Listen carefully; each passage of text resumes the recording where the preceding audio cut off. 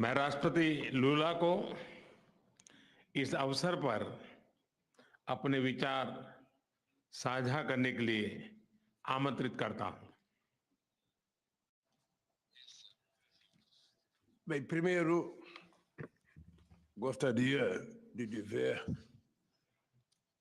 às autoridades aqui presentes, suas altezas, aos presidentes, aos primeiros ministros, de que a natureza ela continua dando demonstração de que nós precisamos cuidar dela com muito mais carinho. Essa semana, Tenderness. This week, 3 days ago, in Brazil, a cyclone in the state of Rio Grande do Sul. We had never had a cyclone there, but the cyclone killed 46 people, and we have almost 50 people missing. And this draws our attention because phenomena such as these have been taking place in all different locations on our planet. Well,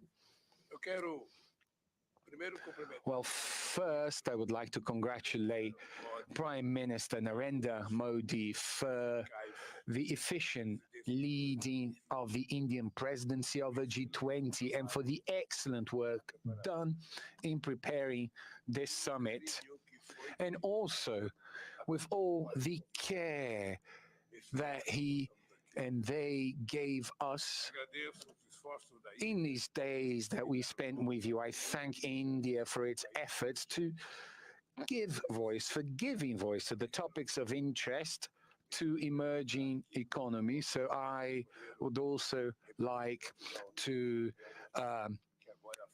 give my salute to our friend, the representative of the African Union, who is a member of G20. Como uma das principais instâncias de governança global na esteira de uma crise que abalou a economia mundial.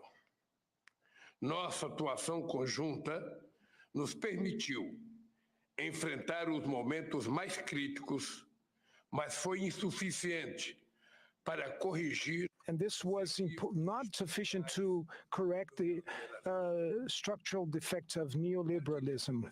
The global financial architecture has changed little, and the foundations of a new economic governance have not been laid. New emergencies emerged. Challenges have accumulated and worsened. We are living in a world where wealth is more concentrated, in which millions of human beings still go hungry, where sustainable development is always threatened, in which governance institutions still reflect the reality of the middle of the last century.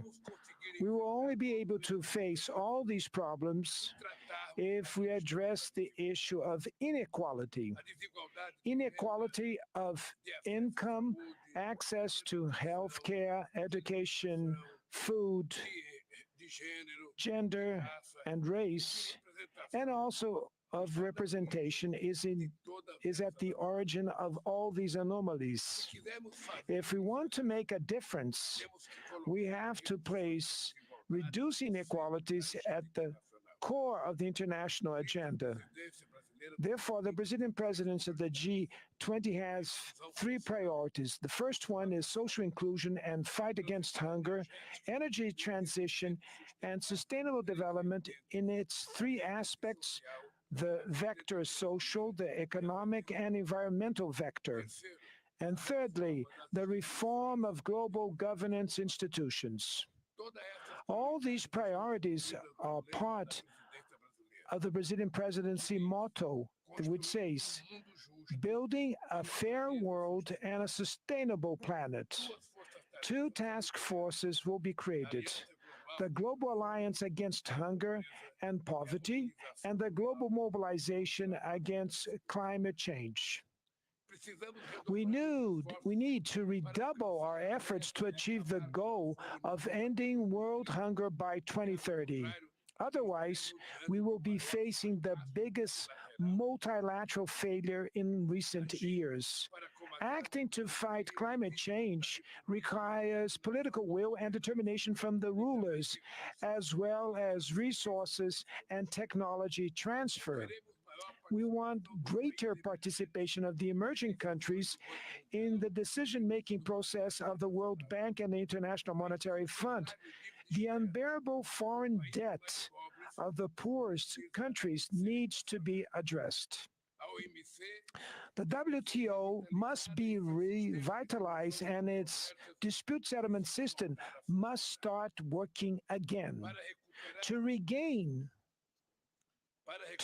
its political strength, the UN Security Council needs to count on the presence of new developing countries among its permanent and non-permanent members. The international community looks at us with hope because we bring together economies from emerging countries and developed countries in the G20. We represent 80% of the global GDP, 75% of exports, and around 60% of the world's population. To ensure that the G20 acts in an inclusive and coherent manner, Brazil intends to organize work around three general guidelines. First, we will make the political and financial paths work in coordination and in a more integrated way. There's no point in agreeing on the best public policy if we do not allocate the necessary resources for its implementation. Second, we have to listen to civil society. There are no governments without civil society. The Brazilian presidency will ensure that engagement groups have the opportunity to report their conclusions and recommendations to government representatives. Thirdly, we cannot let geopolitical issues hijack the discussion agenda of the various G20 levels. We are not interested in a divided G20. Only through joint action may we face the challenges of our days. We need peace and cooperation instead of conflict. The path that will take us from New Delhi to Rio de Janeiro will require a lot of dedication and commitment from everyone. The technical groups and the preparatory ministerial meetings will be hosted in several cities in all our 5 regions of our country. For that reason, we will welcome the members of the G20 with open arms. And we need effectively to the support of all the people here, including the track record of this successful summit meeting that was hosted by our dear country that is India. I will be very much honored to welcome you all to the Rio de Janeiro summit in November of 2024. And before I hand the hammer here, I would like to thank very much to Prime Minister Modi and to thank to the Indian people for the competence that they had for organizing this event. And I would like to say, Prime Minister Modi, that I personally am very much touched emotionally when I want to pay a homage to our dear Gandhi, that we paid a homage today. Everybody knows that in my political life, Mahatma Gandhi has great meaning because the struggle with nonviolence was a role model that I followed for many decades when I was in the labor movement. And that's why I'm very much touched and emotional and I'd like to thank you for the opportunity to pay this homage that we did today. And I'd like to say to all of you that Brazil will take the chair of the G20 and we will make a tremendous endeavor to manage to at least try to do something as the same that our brothers and sisters from India did. Thank you very much.